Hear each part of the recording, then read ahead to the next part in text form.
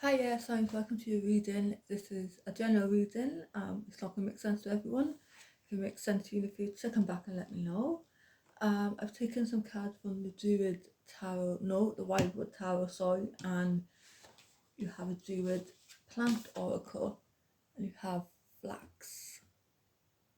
Okay, so I came in reverse, so I just want to take the meaning of this and then we get into the tarot, okay? So you're feeling out of kilter with life and one's fellow human beings is such an uncomfortable experience. We know deep inside that something is wrong, but often can't figure out what it is or what we can do to correct it. The flaxseed is such a tiny thing, the colour of the flax flower, so subtle and delicate, its stem so apparently ordinary, and yet this extraordinary plant has been one of the most influential in the development of civilization. It shows us that small things can have a great effect. There is virtue in the small adjustment, just as a few degrees will determine whether a boat crossing the Atlantic will arrive in North or South America. So a small change in your life can fundamentally affect your sense of well-being and connection to the rest of life. There could be some apparently simple change you can make to your lifestyle relationship that will result in a new sense of ease and harmony for you and those around you. So looking at your cards here, it's really nice reading actually. You have the Ace of Stones, the foundation of life, okay? So the foundation is that you are probably trying to bring something into, you're manifesting something, trying to bring something into the world, like a project, an idea, something that is tangible. So you take an idea and you are bringing it into the 3D. So yeah, at the moment you are setting the foundations to your life. Perhaps you are in the planning stages right now.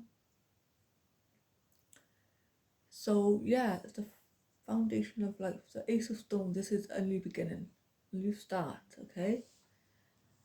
Then we have the Knight of Vessels, which is generosity. This is saying that, if you ever come into good fortune or you have plenty of something, sharing will bring fortune back to you tenfold. So this is about, if you have enough to share it out. So if you ever, if whatever this is, if you are very fortunate, then balancing out your fortune with those less fortunate can bring you, it's balancing some karma and it will bring you good karma. I feel this what this card is saying here. Okay. We have the Four of Bowls, which is celebration. This is a saying that, perhaps it is time to, if you've been working hard, it's okay to sit down and rest and recuperate, okay?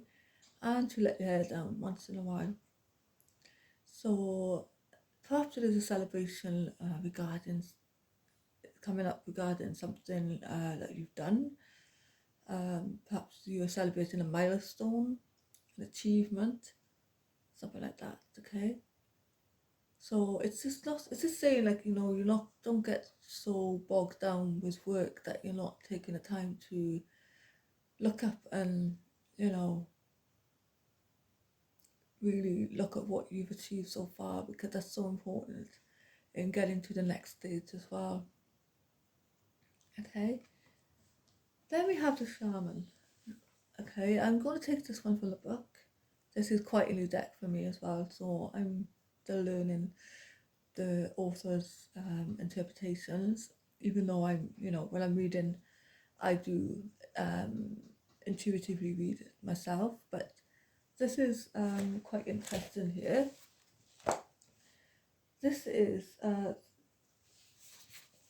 says, the view of the universe possessed by those ancient artists was of a place where human elements and skills were intimately interwoven with the qualities and prowess of wild creatures. Human spiritual welfare was dependent on an empathetic exchange and respect for the sacred ancestral memory of all life, and mediation of the totem guardians and deities was a prime spiritual function of the shaman. This is the gateway card offering illumination to the labyrinths of the inner universe and the other worlds of the universal mind. The shaman's unique quality is the ability to enter and commune with all levels of sentient life on earth. It is he who shudders with the wisdom and joy contained in the haunting music of whale song, or whose skin prickles with arousal at the howling of timber wolves. His soul reverberates with the unheard sonorous call of the mountains and smiles with pure joy at the laughter of the waterfall. The shaman applies his magic with intent. He studies the habits of wild creatures. He understands the weather patterns that bring good harvests or dry summers. He knows the healing plant from the deadly fungi and can travel through the dark by watching the ritual dance of the magical beings that populate the night sky. He gives thanks to the trees that supply warmth and light in the winter, and gathers the young around the fire to tell stories of great adventure and courage to delight and educate those who would listen. Through inner workings and meditation, a shaman will bring insight and understanding of your true place in the world. The then practical application and the manifestation of wisdom and willpower into your physical world is possible. This requires dedication, patience and commitment, but it is the nature of real magic. So I hope this reading has been some help to you. If you like this reading, please consider liking, sharing, subscribing. And if you have any ideas for videos, please drop them in the comments. Thank you, and I'll see you next time.